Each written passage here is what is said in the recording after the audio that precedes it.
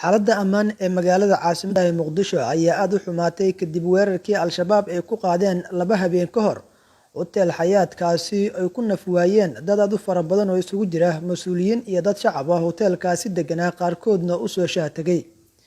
Wixii xilligaasi ka dambeeyay xaalka ammaanka magaalada Muqdisho ma ahayn mid fadhiya, cabsi iyo walwal badan ayaana laga dareemayay shacabka iyo sidoo kale qaar ka tirsan laamaha ammaanka qaabilsan.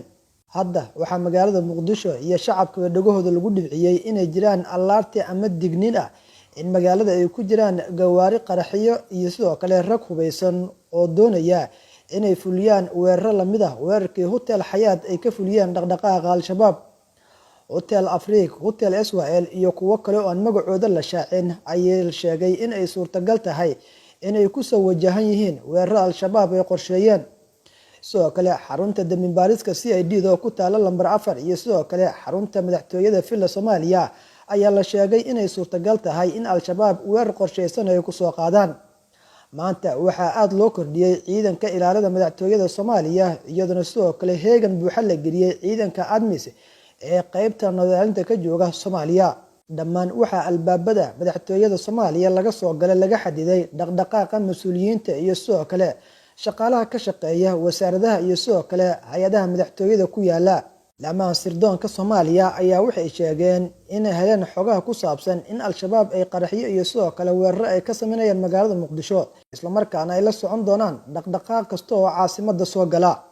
Xogtaani ayaa waxaa la shaaciyay nambarada iyo nooca gawaarida magaalada ku jira kuwaasi Al-shabaab qaraxyada ay ku soo rareen.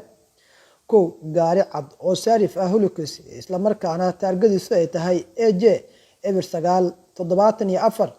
2 gaari Hilux dul banaan ah AH 2048 midabkiisuna uu yahay qalin.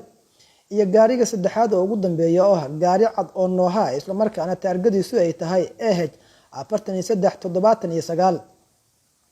bartilmaameedkooda gawaaridani dhammaan waxaa la sheegay in ay suurtagal tahay inay tahay Hotel Israel iyo sidoo kale Afrique iyo xarunta dambibaarista ee CID da magaalada Muqdisho.